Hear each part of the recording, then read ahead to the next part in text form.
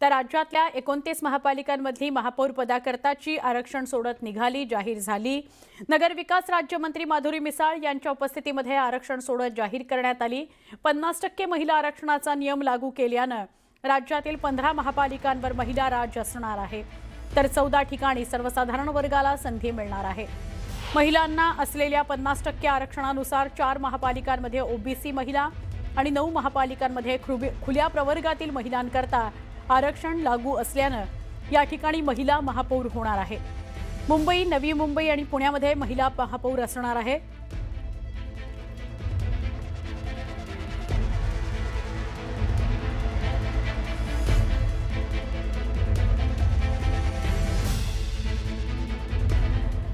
आपण बघितलं की मुंबई, नवी मुंबई आणि पुण्यामध्ये महिला महापौर असणार आहे, तर कल्याण डोंबिवलीमध्ये एसटी प्रवर्गाचा महापौर असेल। ठाणे, जालना आणि लातूरमध्ये एससी प्रवर्गाचा महापौर असेल। 29 महापालिकांकरता आरक्षणाची सोडत निघालेली आहे। 17 महापालिकांमध्ये खुल्या प्रवर्गाचं आरक्षण काढण्यात आलंय।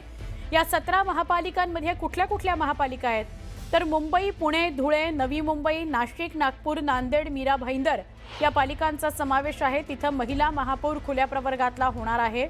या 8 पालिकांमध्ये सर्वसाधारण महिला प्रवर्गांकरता महापौर पद राखीव ठेवण्यात आलंय। तर अमरावती, छत्रपती संभाजीनगर, परभणी, मालेगाव, वसई, विरार, सांगली, सोलापूरमध्ये सर्वसाधारण प्रवर्गातील पुरुष महापौर होणार आहे। खुल्या प्रवर्गामध्ये सुद्धा कुठं पुरुष महापौर होईल आणि कुठं स्त्री म्हणजेच महिला महापौर होईल याचं सुद्धा बायफर्गेशन आपण टीव्ही स्क्रीनवर बघता आहात।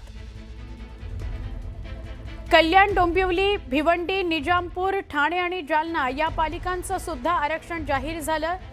जालना आणि लातूरचं महापौर पद अनुसूचित जाती महिलांकरता राखीव ठेवण्यात आलेलं आहे, तर ठाणे, कल्याण, डोंबिवलीचं महापौर पद अनुसूचित जमातीकरता राखीव ठेवण्यात आलेलं आहे। महिला किंवा पुरुष कोणीही महापौर होऊ शकतात।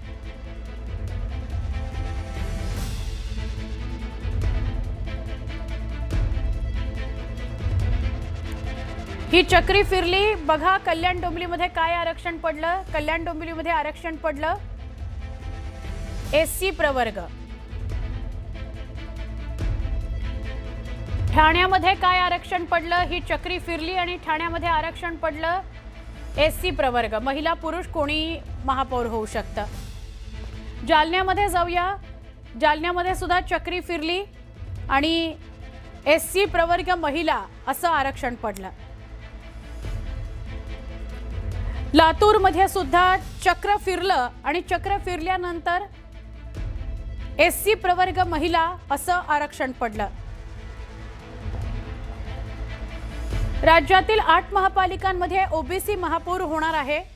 या 8 महापालिका कुठल्या तर जळगाव, अकोला, अहिल्यानगर, चंद्रपूर या सगळ्या ठिकाणी महापौर पद हे ओबीसी महिला प्रवर्गाकरता राखीव ठेवण्यात आलेलं आहे। तर पनवेल, उल्हासनगर, कोल्हापूर आणि इचलकरंजीचं महापौर पद ओबीसी प्रवर्गाकरता राखीव ठेवण्यात आलेलं आहे।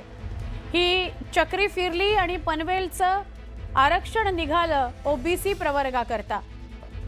त्यानंतर इचलकरंजी आरक्षण निघालं ओबीसी प्रवर्गाकरता। लगेच बघूया चंद्रपूर, चंद्रपूरमध्ये सुद्धा आरक्षण निघालं ओबीसी प्रवर्गाकरता। महिला किंवा ओबीसी प्रवर्ग महिला असं आरक्षण चंद्रपूरमध्ये पडलं। आणि जळगावचं बघूया आता, जळगावमध्ये चक्री फिरली आणि ओबीसी प्रवर्ग महिला असं आरक्षण पडलेलं आहे। आता बघूया अकोला, अकोल्यामध्ये ओबीसी प्रवर्ग महिला असं आरक्षण पडलं। अहिल्यानगर मधलं चित्र काय आहे ह्या चक्रीच्या माध्यमातून बघूया। ओबीसी प्रवर्ग महिला असं आरक्षण पडलं, म्हणजे ओबीसी प्रवर्गातली महिला ही महापौर होणार। कोल्हापुरामध्ये चक्र फिरल्यानंतर ओबीसी प्रवर्गातला महापौर होणार, स्त्री किंवा पुरुष कोणीही चालेल असं समोर आलंय। तर उल्हासनगरमध्ये ओबीसी प्रवर्ग असं आरक्षण पडलं। ओबीसी प्रवर्गातला स्त्री किंवा पुरुष कोणीही महापौर होऊ शकतं उल्हासनगरमध्ये सुद्धा। मुंबईचं महापौरपद हे सर्वसाधारण गटातल्या महिला प्रवर्गाकरता आरक्षित करण्यात आलेलं आहे। भाजपकडून महापौरपदाचे दावेदार कोण आहेत यावर एक नजर टाकूया। तुम्हाला छायाचित्रासकट आम्ही कोण दावेदार आहेत मुंबईतल्या महापौरपदाचे ते दाखवतोय। योगिता कोळी, प्रीती साटम, अलका केरकर आणि राजश्री शिरवाडकर हे भाजपकडून महापौरपदासाठीचे दावेदार आहेत। आमच्या प्रतिनिधी प्रणाली यांच्याशी बोलूया। प्रणाली, छायाचित्रासकट आपण दावेदार दाखवतोय, मुंबईच्या महिला कोण असणार आहेत? योगिता कोळी, प्रीती साटम, अलका केरकर, राजश्री शिरवाडकर, काय अधिक सांगशील? खरं तर या चारही महिला अशा आहेत की ज्या भाजपच्या जुन्या म्हणजे मी जसं म्हटलं की मूळ पक्षातल्या या सगळ्या महिला आहेत आणि त्यामुळं त्यांना या ठिकाणी जास्त संधी मिळण्याची शक्यता वर्तवली जाते आहे। सुरुवात मी अलका केरकरांपासून करते, कारण यांच्या या जर आपण चौघीजणी बघितलं तर या चौघींमध्ये सगळ्यात जास्त वयाच्या त्या आहेत। मुंबई महानगरपालिकेचा त्यांना अनुभव आहे आणि सगळ्यात महत्त्वाचं म्हणजे की ज्या वेळेला भाजपची परिस्थिती ही फारशी चांगली नव्हती राजकीय दृष्ट्या मुंबई महापालिकेमध्ये, त्याही वेळेला त्या नगरसेविका म्हणून निवडून आलेल्या आहेत। शिवसेना जो जुना एक संघ असलेली शिवसेना होती त्याच्याबरोबर कामकाज करण्याचा त्यांना अनुभव आहे। राजश्री शिरवाडकर यांच्याबद्दल सांगायचं झालं तर ही त्यांची तिसरी टर्म आहे।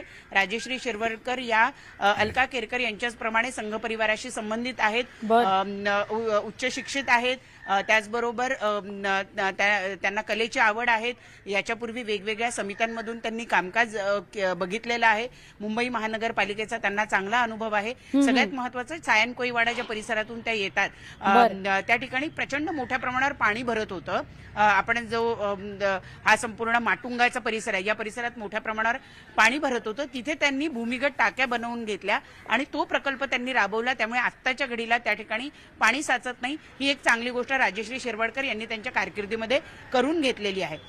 तिसरी व्यक्ती आहे प्रीती साटम। प्रीती साटम सुद्धा जुन्या नगरसेविका आहेत, त्यांना चांगला अनुभव आहे आणि तरुण नेतृत्व या दृष्टीने सुद्धा त्यांच्याकडे बघितलं जातं, त्यामुळे प्रीती साटम यांचं सुद्धा नाव या ठिकाणी चर्चेमध्ये आहे। योगिता कोळी नावाप्रमाणेच त्या कोळी भगिनी असल्यामुळे मूळ मुंबईकर यांचं प्रतिनिधित्व करणाऱ्या त्या आहेत आणि रणरागिणी म्हटल्या जातात त्या। खरं तर हिंदू रणरागिणी अशी एक त्यांची एक इमेज आहे आणि त्यामुळं त्यांचं नाव सुद्धा या ठिकाणी चर्चेमध्ये असल्याचं आपल्याला बघायला मिळतं। या चारही ज्या महिला आहेत, खरं तर आणखी काही चेहरे आहेत, जसं मी मगाशी सांगितलं रितू तावडे एक नाव आपल्याला घेता येईल, त्यांना त्या शिक्षण समिती अध्यक्ष राहिल्या, त्यांचा सुद्धा यामध्ये एक चर्चा त्यांच्या नावाची सुद्धा होऊ शकते। परंतु हे होत असताना जसा हा जो क्रायटेरिया आपण आतापर्यंत बघितला की मूळ पक्षातला असावा, कामकाजाचा अनुभव असावा, प्रसार माध्यमांशी बोलण्याची खुबी असावी, सगळ्या पद्धतीच्या कठीण परिस्थितीमध्ये पक्षाला पुढे घेऊन जात असताना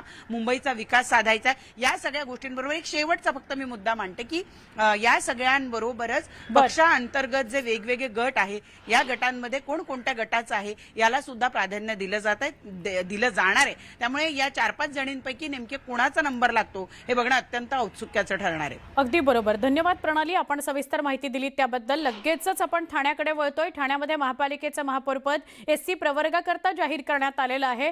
ठाणे महापालिकेमध्ये शिवसेनेला सर्वाधिक जागा मिळालेल्या आहेत, त्यामुळे त्यांचा महापौर होणार हे जवळपास निश्चितच झालेलं आहे। दरम्यान शिवसेनेच्या पद्मा भगत, डॉक्टर दर्शना जानकर आणि विमल भोईर यांचं नाव चर्चेत आलेलं आहे, तर भाजपकडून सुरेश कांबळेंचं नाव चर्चेत आहे। स्त्री किंवा पुरुष कोणीही महापौर होऊ शकतं। आपण अधिक बोलूया अजित मांढरे यांच्याशी। अजित, काय ठाण्यातली माहिती? पूर्ण ठाण्यामध्ये शिवसेनेकडे निर्विवाद वर्चस्व आहे, एकाती सत्ता आहे, पण त्यांच्याकडे जवळपास म्हणजे 6 असे उमेदवार आहेत, नगरसेवक आहेत निवडून आलेले की जे या आरक्षणामध्ये पूर्णपणे सिद्ध होतात। त्यामध्ये पद्मा भगत नाव आहे, घोगरे वनिता, विमल भोईर, गणेश कांबळे, दर्शना जानकर, आरती गायकवाड, दीपक जाधव आणि त्यानंतर आता भाजपनं एक नाव पुढे केले ते म्हणजे प्रभाग क्रमांक 15मधून सुरेश कांबळे। म्हणजे भाजपनं अजूनही त्यांचा दावा सोडलेला नाही आहे। भाजप अजूनही म्हणते की 2.5 वर्ष महापौर जे आहे हे पद त्यांना पाहिजे, त्यानुसार ज्या प्रवर्गामधून त्यांचा उमेदवार निवडून आलेला नगरसेवक जो आहे सुरेश कांबळेचं नाव चर्चेमध्ये आहे। यामुळे ठाणे महानगरपालिकेमध्ये कशा रीतीनं सत्तेचं विभाजन होतं शिवसेना 2.5 वर्ष महापौरपद भाजपला देतं का, उपमहापौर देतं का, महापौर पदावरती माफ करा, महापौरपद देतं का, उपमहापौर पदावरच त्यांचं समाधान त्यांना मानावं लागते. पुढे जाऊन स्थायी समिती आहे, परिवहन समिती आहे, शिक्षण समिती आहे, अशा वेगवेगळ्या समित्या आहेत ज्या ठिकाणी भाजपनं दावा केलेला आहे. आपण जर पुढे कल्याण डोंबिवलीकडे गेलो तर कल्याण डोंबिवलीमध्ये किरण भांगले ह्या व्यक्तीचं नाव जवळपास निश्चित झाल्याची माहिती आहे. शिवसेनेतून हे नगरसेवक निवडून आले होते, तरुण आहेत, उच्च शिक्षित आहेत आणि कल्याणमधले तिथं म्हणजे ज्या पद्धतीनं सगळं लोकसभा विधानसभा निवडणुका होत्या त्या निवडणुकांमध्ये, नगरपालिका निवडणुकांमध्ये किरण भांगले यांनी अनेक ठिकाणी चांगलं काम केलं होतं आणि त्याचंच बक्षीस म्हणून त्यांना तिकीट दिलं गेलं होतं आणि ते निवडून देखील आलेत. आणि आता नशिबानं हा जे आरक्षण पडलं त्या आरक्षणामुळे किरण भांगले यांचं नाव याच्यामध्ये पुढच्या म्हणजे अग्रस्थानीय सर्वोच्च स्थानी आहे कल्याण डोंबिवली महानगरपालिकेतून. नक्की धन्यवाद माहिती दिल्याबद्दल.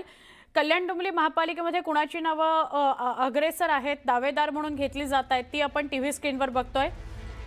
तर पुण्याकडे वळूया. पुणे महापालिकेचं महापौरपद सर्वसाधारण महिलेकरता आरक्षित झालेलं आहे. या महापालिकेमध्ये भाजपला बहुमत मिळाल्यामुळे त्यांच्याच पक्षाचा महापौर होणार हे जवळपास निश्चितच आहे. दरम्यान भाजपमध्ये सध्या स्वरदा बापट, मंजुषा नागपुरे, वर्षा तापकीर, मानसी देशपांडे यांच्या नावाची चर्चा आहे. अशातच भाजप नेमकी कुणाला संधी देतं हे बघायचं. थेट बोलूया आपण वैभव यांच्याशी. वैभव, पुण्यामध्ये कोण महापौर होऊ शकतं? सुवर्णा, मी आणखी काही नावं जी आहेत ती याच्यामध्ये ऍड करीन, ज्याच्यामध्ये रंजना टिळेकर, ज्या योगेश टिळेकर यांच्या आई आहेत आणि त्यांची 6वी टर्म असणार आहे ही. या सगळ्या पुणे महापालिकेमध्ये भाजपच्या सगळ्या टीममध्ये 119 नगरसेवकांमध्ये त्या सगळ्यात ज्येष्ठ असणार आहेत. त्याच्यामुळे त्यांची दावेदारी जी त्या ओबीसी मधून येतात, मात्र असं जरी असलं तरी त्यांची दावेदारी ही सर्वाधिक प्रबळ आहे असं समजलं जाते रंजना टिळेकर यांची. त्यांच्या खालोखाल दुसरा क्रमांक येतो तो वर्षा तापकीर यांचा. वर्षा तापकीर यांची ही 4थी टर्म असणार आहे. त्याच्यामुळे त्यांची दावेदारी जी आहे ती प्रबळ आहे. त्याचबरोबर धनकवडी सारख्या उपनगरांमधून त्या येतात. यापूर्वी भाजपने जेवढी पदं दिली ती सगळी पदं ही मध्य पुण्यामध्ये दिली किंवा जुन्या पुण्यामध्ये दिली, जिथे प्रामुख्यानं सगळे स्थानिक आणि जुने पदाधिकारी जे आहेत संघाशी संबंधित त्यांनाच प्रतिनिधित्व हे गेल्या 2017च्या टर्ममध्ये मिळालेलं होतं. कोथरूडला प्रतिनिधित्व मिळालेलं होतं. उपनगरांमध्ये फारशी इतर ठिकाणी भाजपला फार प्रतिनिधित्व जे आहे ते देता आलेलं नव्हतं, इतर समित्यांवर सुद्धा. त्याच्यामुळे रंजना टिळेकर आणि वर्षा तापकीर यांची नावं ही अत्यंत वेगानं पुढे येत आहेत महापौर पदाच्या या स्पर्धेमध्ये. त्यानंतर खालोखाल नावं येत आहे ते गिरीश बापट यांच्या स्नुषा ज्या आहेत, स्वरदा बापट, त्यांचं एकतर ते बापट कुटुंबियांशी संबंधित आहेत, संघाशी संबंधित आहेत. स्वतः स्वरदा ही सांगली महापालिकेची यापूर्वी सुद्धा नगरसेविका राहिलेली आहे 2012च्या निवडणुकीमध्ये. त्याच्यामुळे तिला सभागृहाचा अनुभव आहेच. नव्यानं ती निवडून आली आणि बापट कुटुंबाप्रती एक संवेदना म्हणून कदाचित भाजपकडून त्यांच्या संवेदनशीलतेने विचार केला जाऊ शकतो. त्या खालोखाल दुसरं नाव येत आहे ते मंजुश्री नागपुरे यांचं. याही भाजपच्या संघाच्या अत्यंत घनिष्ठ संघाशी संबंधित असलेल्या आणि कोर भाजपच्या टीम मधल्या नगरसेविका आहेत, महिला नगरसेविका. त्यांची सुद्धा ही 3री टर्म आहे मंजुषा नागपुरे यांची. त्याच्यामुळे त्यांची दावेदारी ही अत्यंत प्रबळ मानली जाते. या सगळ्यामध्ये एक नाव आणखी ऍड करावं लागेल ते म्हणजे मॉडर्न कॉलेजच्या ज्या प्रिन्सिपल आहेत निवेदिता एकबोटे सरांच्या कन्या आहेत आणि मॉडर्न इन्स्टिट्यूटची सर्व म्हणा आता पहिल्यांदा ही पहिली टर्म आहे त्यांची. मात्र त्यांच्या कुटुंबाचा आणि संघाचा गेल्या 50 वर्षाचा अत्यंत घनिष्ठ संबंध राहिलेला आहे. मिलिंद एकबोटे जे अत्यंत कडवे हिंदुत्ववादी समजले जातात, त्यांच्या त्या पुतणी आहेत. हे सगळं असताना त्यांची पहिली टर्म आहे. या सगळ्यामध्ये एक सामाजिक समीकरणाचा मुद्दा जो आहे तो त्याचा बॅलन्स जो आहे तो ठेवणं भाजपसमोर प्रचंड मोठं आव्हान असणार आहे आणि तो अवघड सुद्धा आहे. याचं कारण गेल्या वेळेस सुद्धा 2017च्या वेळी सुद्धा अशाच पद्धतीनं खुला प्रवर्ग झालेला होता, ज्याच्यामध्ये पहिल्यांदा शहराच्या मध्यभागातून मुक्ता टिळक यांना महापौर करण्यात आलं आणि त्यांना महापौर केल्यामुळे ब्राह्मण प्रतिनिधित्व मिळावं म्हणून त्यांना महापौर करण्यात आलेलं होतं.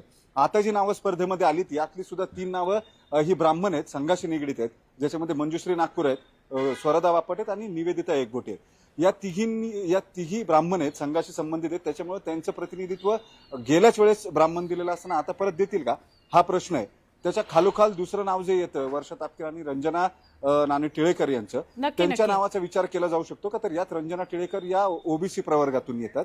त्याच्यामुळे त्या खुल्या जागेवरती त्यांना त्यांची नियुक्ती होईल का हेही पाहणं महत्वाचं ठरणार आहे. आणि त्याच्याबरोबर शेवटचं जे नाव राहतंय वर्षा तापकीर, ज्या उपनगरातून येतात खुल्या गटातून, त्यांना प्रतिनिधित्व मिळतं का? ही जोरदार स्पर्धा आहे की भाजप याच्यामध्ये काही नवा सरप्राईज एलिमेंट नेहमीप्रमाणे ऍड करतो, नवीनच नाव कुठलं तरी अचानक समोर आणतो. हेही बघावं लागेल. धन्यवाद. तू सुरुवातीला ही सगळी सविस्तर माहिती दिलीस आणि प्रत्येक नावाविषयी अपडेट दिलेस त्याबद्दल. लगेचच जाऊया छत्रपती संभाजीनगरला. पालिकेचं महापौरपद ही सर्वसाधारण वर्गाकरता खुलं झालेलं आहे आणि या पालिकेत भाजपला निर्विवाद बहुमत मिळालेलं आहे. त्यामुळे भाजपकडून जी नावं समोर येत आहेत ती अशी आहेत: समीर राजूरकर, अनिल मकरीय, राज वानखेडे, प्रमोद राठोड, शिवाजी दांडगे आणि विजय औताडे हे प्रमुख दावेदार आहेत महापौर पदाचे. आपण बोलूया अविनाश कानडजे यांच्याशी. अविनाश, थोडक्यात छत्रपती संभाजीनगर मधले दावेदार. सुवर्ण, नक्कीच आपण जे स्क्रीनवर बघतो आहेत हे 6 जे नाव आहेत ते आता पक्के दावेदार मानल्या जात आहेत, कारण सर्वसाधारण पुरुष भाजपला या ठिकाणी महापौर म्हणून द्यावा लागेल. यामध्ये जर आपण बघितलं तर प्रमोद राठोड असतील किंवा समीर राजूरकर असतील, हे सिनियर भाजपचे नेते मंडळी आहेत. त्यांचं नेत्यांसोबतचं देखील चांगलं ट्युनिंग आहे.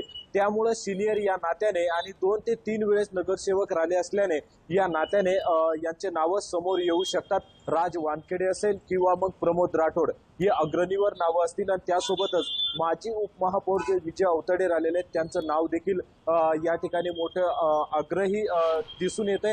कारण या अगोदर उपमहापौर जेव्हा ते होते त्यावेळेस देखील संपूर्ण जो महापौर होता किंवा महापौर या अगोदर भाजप सेना युती असल्यामुळे महापौर सेनेचाच राहिलेला आहे. त्यामुळे जे उपमहापौर आहेत ते भाजपकडे सर्वात जास्त या निवडणुकीत आपल्याकडे या ठिकाणी पाहायला मिळतंय संभाजीनगरमध्ये. मात्र दुसरं जे समीकरण असणार आहे ते फक्त कुणाला किती अनुभव एवढंच नाही, तर सर्वात मोठं चॅलेंज सुवर्ण या ठिकाणी आहे ते म्हणजे सभागृहामध्ये MIM.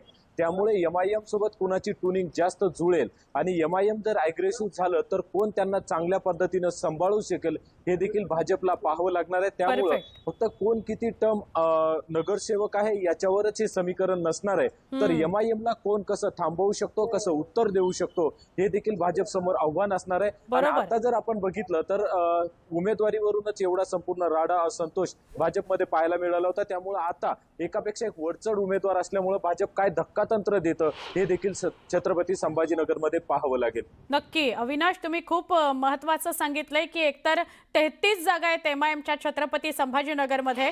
त्यामुळे त्या 33 नगरसेवकांना सांभाळणारा कोणीतरी भाजप निवडेल. आता पुढे जातोय लगेचच नाशिककडे. नाशिक महानगरपालिकेमध्ये सर्वसाधारण गटातील महिला नगरसेवकाला महापौरपद मिळणार आहे. ही नाशिकची दावेदारांची छायाचित्र आपण बघतोय. नाशिक महापालिकेचं महापौरपद सर्वसाधारण महिला प्रवर्गाकरता राखीव आहे. नाशिक भाजपकडून दीपाली गणेश गीते, हिमगौरी आडके, चंद्रकला धुमाळ, माधुरी बोलकर, स्वाती भामरे यांची नावं चर्चेत आलेली आहेत. नाशिकमध्ये यावेळी सिंहस्थ कुंभमेळा पण आहे, त्यामुळे अनुभवी आणि सुशिक्षित उमेदवाराला संधी मिळण्याची जास्त शक्यता आहे. आपण बोलूया लक्ष्मणशी. लक्ष्मण, काय सांगशील? दावेदार आपल्या समोर आहेत, कुणाला संधी मिळू शकते?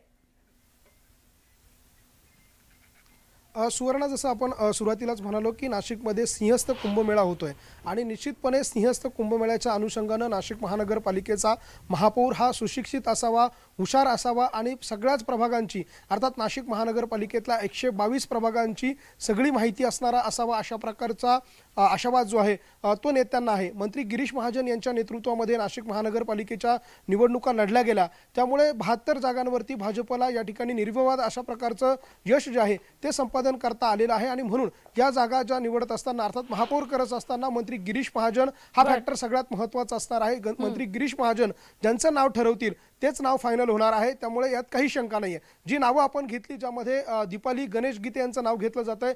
गणेश गीते हे गिरीश महाजन यांचे निकटवर्ती आहे, माजी स्थायी समिती सभापती आहेत, त्यांच्या त्या पत्नी आहे. त्यानंतर हिमगौरी आडके या देखील भाजपच्या जुन्या महिला पदाधिकारी आहे, त्यांची देखील ही दुसरी टर्म आहे, त्या देखील स्थायी समितीवरती सभापती राहिलेल्या आहे. त्याचबरोबर बोलकर म्हणून ज्या उमेदवार आहे माधुरी बोलकर यांची देखील ही सेकंड टर्म आहे, त्या देखील शांत संयमी स्वभावाच्या आहेत. नाशिकच्या प्रभाग क्रमांक 10 मधून त्या निवडून आलेल्या आहे. स्वाती भामरे यांचं देखील नाव आहे आणि एक धुमाळ म्हणून नाव आहे. अशी वेगवेगळी नावं जी आहेत ती समोर येत आहे. मात्र यामध्ये महत्वाचा मुद्दा सुवर्णा सगळ्यात महत्वाचा आहे तो म्हणजे गिरीश महाजन यांचा. गिरीश महाजन जे नाव निश्चित करतील तेच नाव नाशिक महानगरपालिकेच्या महापौर पदावरती बसेल हे जवळपास आता निश्चित झालेलं आहे. त्यामुळे गिरीश महाजनांच्या मनात जे नाव आहे तेच नाव नाशिकच्या महापौर पदावरती विराजमान होईल. अशा प्रकारचं चित्र, अशा प्रकारची स्थिती आहे आणि त्यामुळे निश्चितपणे गणेश गीते यांच्या पत्नी दीपाली गीते यांचं नाव आघाडीवर आहे. दुसरं नाव हिमगौरी आडके आहे आणि तिसरं माधुरी बोलकर. हे 3 ते 4 नावं जी आहेत ती आघाडीवर मानली जात आहे. मात्र ऐन वेळेवर यामध्ये आणखी काही नावं जी आहे ती देखील समोर येऊ शकतात. सुवर्णा. नक्की लक्ष्मण, धन्यवाद माहिती दिली त्याबद्दल.